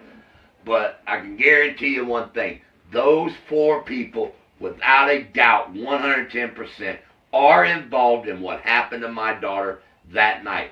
And there will be a day, hopefully shortly, that I will be able to show you all some other stuff. And all you're going to do is sit back and say, wow. But I tell you one thing right now. Vernon is not investigating this case. And when I show certain things, I'm guaranteed everyone will understand that he is not. But what he should have done is he should have got with me instead of cowering up and hiding behind that badge. And being a father, he should have. Being a father, he should have got with me and he should have sat down with me and went through what I have. And treated me like a human being and respected me as a father of trying to get my daughter's case solved. That's what he should have done. Instead out here, keep lying to this community. And the more you keep lying, I told it. I've said this, I think, a couple live feeds. And Buzzy. And I've said this 1,000 times before. If you lie to me, I'm going to catch you in your lie, and I'm going to prove you wrong. And like I said, the evidence that you're sitting there saying, Vernon, that wasn't given to you, just told me everybody dropped the ball on Mackenzie. Everybody did. When you just sat there and made that statement that evidence wasn't given to you, you dropped the ball.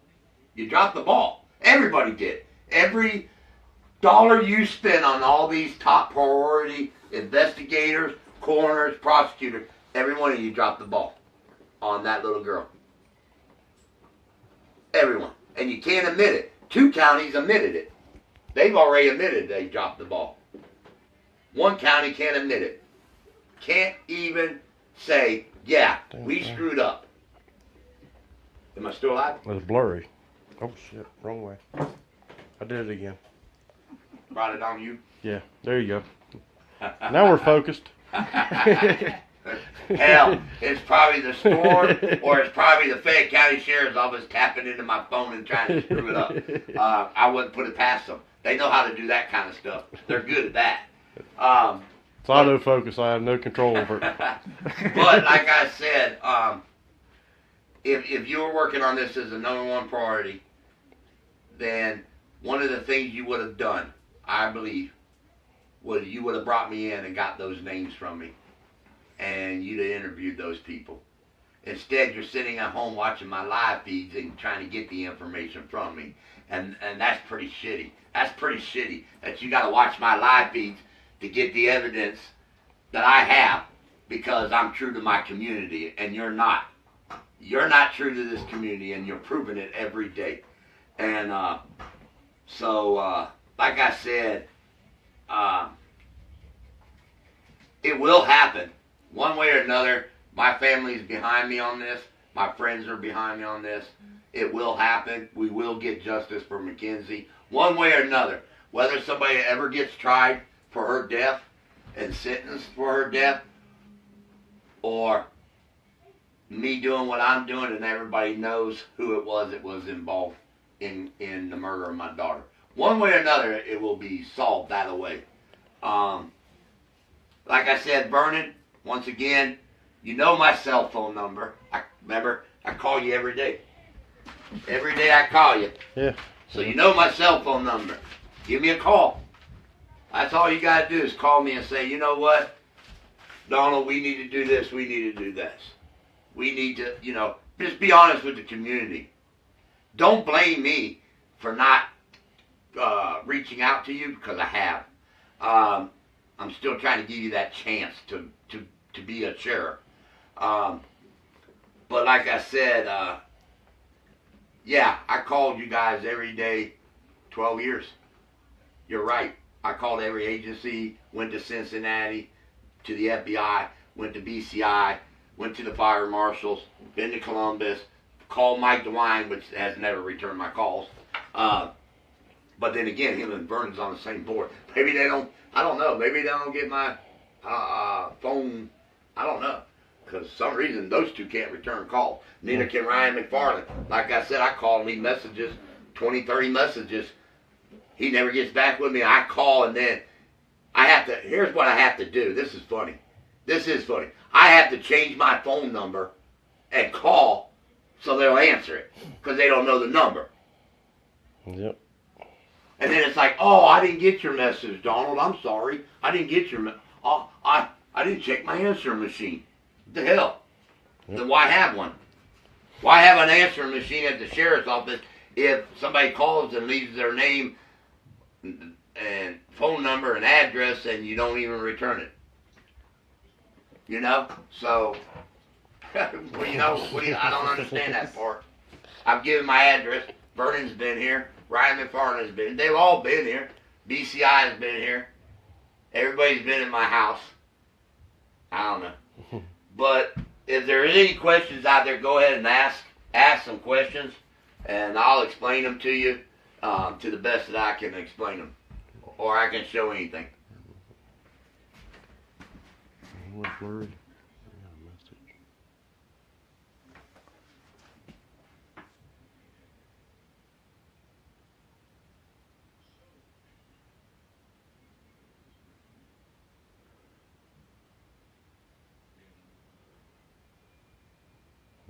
What part I was was that first one?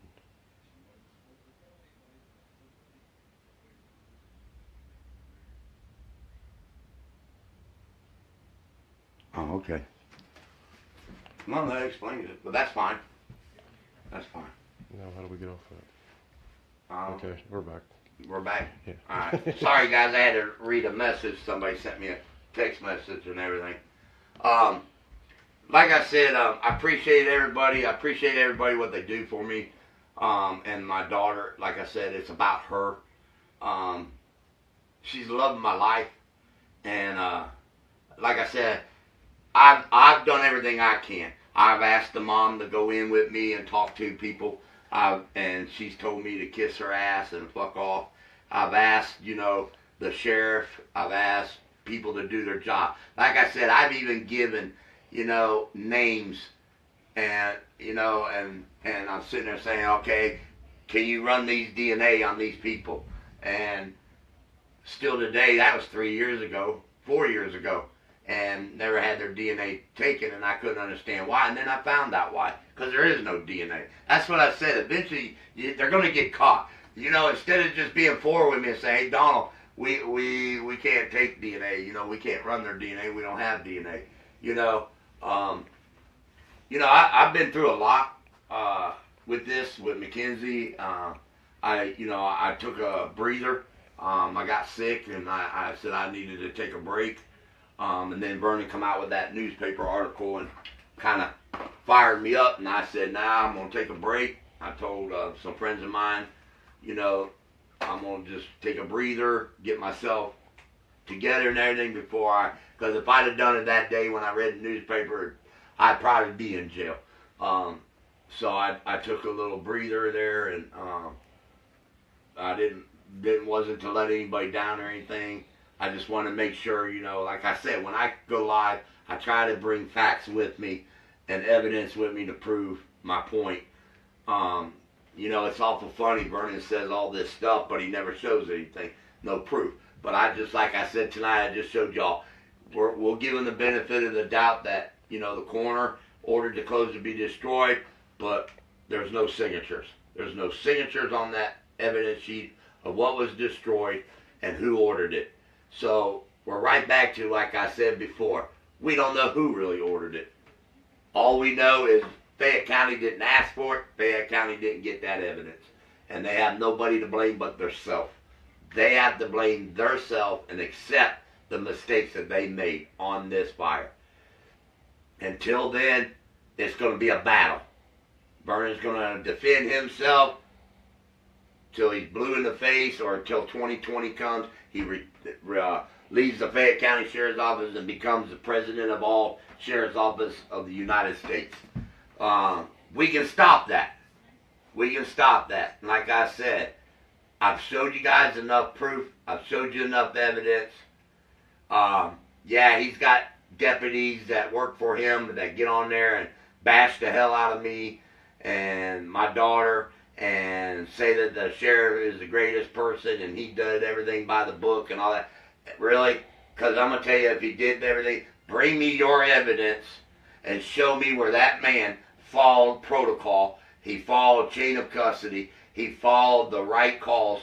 And you bring it to me, and I'll shut up. I'll shut up and go away. Just like I told the commissioners the same thing. You know, bring it to me. I'll tell you what. Set up a meeting. Bring in a table. Put it in the middle of the room. Bring me what I asked for. Bring me my daughter's clothes. Bring me my daughter's clothes before she went to bed that night. Bring me Marianne's shoes that she borrowed. Bring me the clothes that she had on. Bring me the clothes that Kenny had on. Bring me the clothes that William had on. Bring me her sheets, her pillowcases. Bring me something. Bring me one object that came out of Mackenzie's room and lay it on that table. Bring me one thing that the Fayette County Sheriff's Office or the Fayette County Coroner's Office collected out of my daughter's room. Bring it and lay it on a table in front of me. Bring it. Because I can tell you right now, you don't have the ladder. You already admitted that. I've got it on tape. I've already played it. You lost the ladder. You can't find the 2 tapes I gave to you, but I have a signed affidavit, legal affidavit, that a witness watched me hand the tapes to the Fayette County Sheriff's Office, and you don't have those 2 tapes. You can't find them. You know, so you bring it, you set it on the table, and prove to me that this is an ongoing investigation and that you did your job. Bring it. Because I can guarantee you don't have none of it.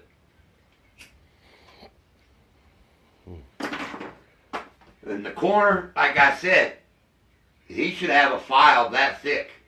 He should have a file that thick. Because he didn't die like right after Mackenzie's fire. It was a few years. He should have a file that thick of all the evidence that he collected. Photographs that he took at the hospital, Fayette County Hospital. He should have a folder that thick, with as thick as mine. That's what he should have. He ought to have a notebook that says Mackenzie, and his Dr. Gaze should be that thick with all the evidence that he's got. But they don't. Go up here to the Commons Police Court. Anybody can go in there. Anybody can go in the Commons Police Court and say, hey, can I get copies of Mackenzie's autopsy report, coroner report, and I guarantee you, they'll bring out 2 pieces of paper in a vanilla folder, and they'll have 2 pieces of paper in there. That's all they got in there. So if he did an examination on Mackenzie, he should have the paperwork on that. He ought to have the paperwork on that examination. He should have paperwork on who was in the room. There should other be other people's signatures. When they did that, when he did that, not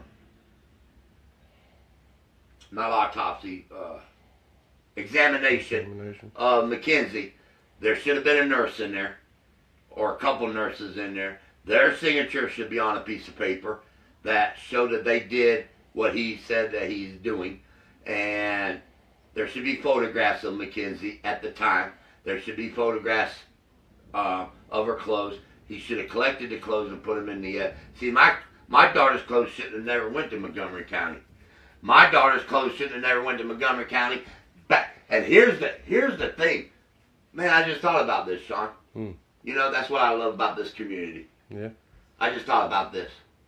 He said the body was turned over to Dr. Gage. Dr. Gage turned it over to Montgomery County, right? Yep. He said Montgomery County at that time had all Mackenzie's body and the clothes and everything. Yep. When they sent Montgomery County, sent her back to Fayette County had them. Yeah. Before they turned around and sent her back. Yep. See, those clothes came back to Fayette County with the body, still on her, then turned around and went back to Montgomery County. Right. Then they were removed up there. Yep. So Fayette County, 2 times, Yep. had the clothes here in Fayette County. 2 times. Yep. And here's another thing that puzzles me too. No one has answered this yet, and that's what I said.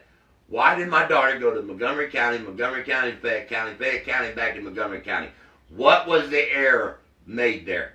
Because in Dr. Gay's report, and I have it in the coroner's report, matter of fact, we'll show everybody. We'll show everybody. That's a good idea. Let's show everybody this coroner's report. All right, let's do it. Right here. Where am I? My eyeballs. There we go. All right, everybody right here. Look at here. Cause of death. Pending autopsy. Likely carbon monoxide poisoning. Secondary to house fire. Manner of death. Pending autopsy. Likely an accident. Okay? Right there. Pending autopsy. Pending autopsy. Right there. Both of those on the cause of death and manner of death. Pending autopsy. Now, so she was sent to Montgomery County for an autopsy. But then turned around and came back to Fayette County. Then turned around and went back to Montgomery County and then had the autopsy done. So, if he sent in the paperwork to Montgomery County, he had to send some kind of paperwork to ask what to be done. Because he did ask. He asked for a toxology to be done. And I'm going to show everybody that report. Let's show everybody that report. The toxology report. Right here. There's Mackenzie's toxology report. Right? Ain't that the one? Yep. Okay. Now, let's pull it out. And let's see. And look, there's Ken Harsberger. He signed it. Look at there. Signed it 2 days after Mackenzie's death. But I want to read. There is a part. There's a part in here. Here we go, you guys. Are you ready? All right. Toxology laboratory report. Requesting agency. What's that say right there? Fayette County Coroner. Fayette County Coroner requested a toxology report. So if he requested this toxology report for an autopsy to be done, then why did Mackenzie come back to Fayette County and then go back?